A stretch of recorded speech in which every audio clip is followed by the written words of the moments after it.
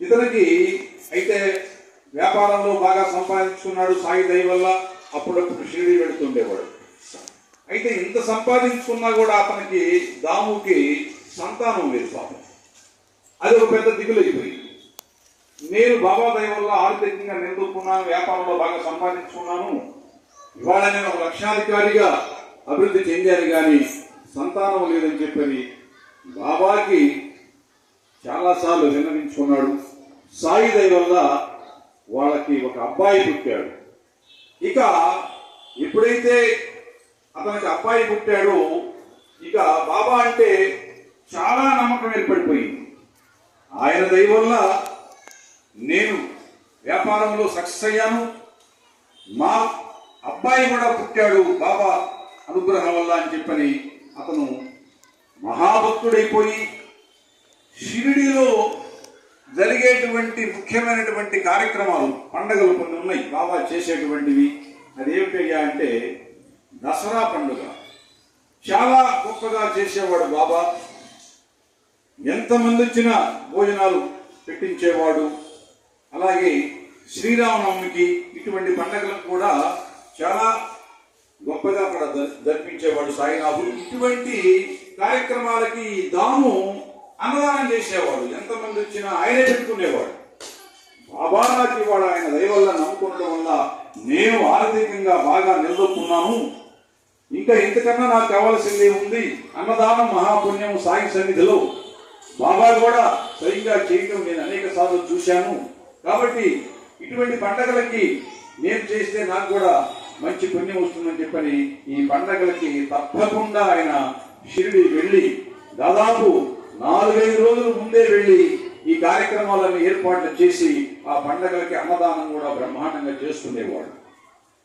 ఆ విధంగా అతనికి మంచి పేరు వచ్చింది.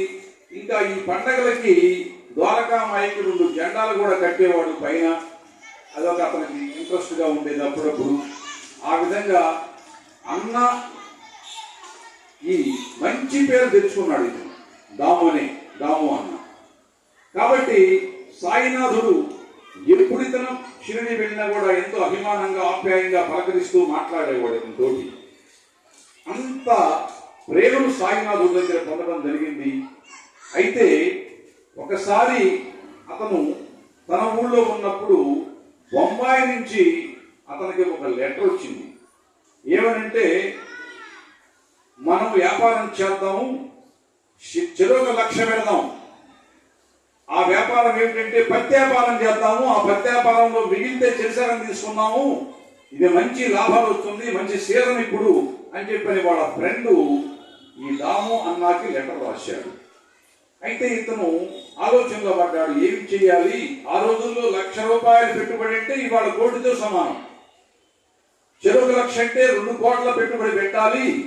మరి ఎలా ఉంటుందో ఏమిటో, మనం ఏం చేసినా సాయినాథుడు చెప్పే చేస్తాం కాబట్టి మనము చేసేది బాబాకు చెప్తాము, ఆయన సరేనంటేనే మనం ఈ వ్యాపారం చేద్దాము అని చెప్పని ఆయన నిర్ణయించుకొని ముందు శ్యామాకి లెటర్ రాశాడు.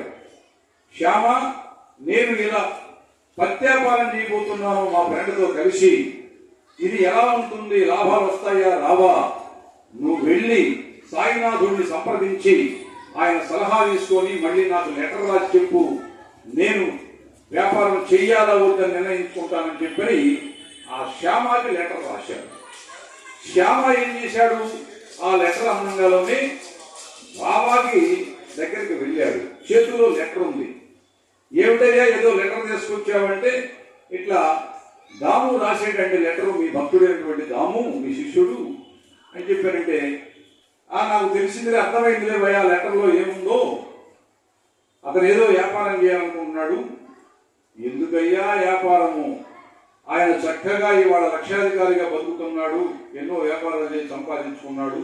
ఇప్పుడు లేనిపోయింది ప్రత్యాపారం చేసి ఇవాళ మార్కెట్ బాగలేదు, వద్దు అని చెప్పి బాబా లెటర్ కూడా చెప్పేస్తున్నాడు. అందరూ కూడా ఆశ్చర్యపోయారు, శ్యామ కూడా ఆశ్చర్యపోయాడు. ఇక మరి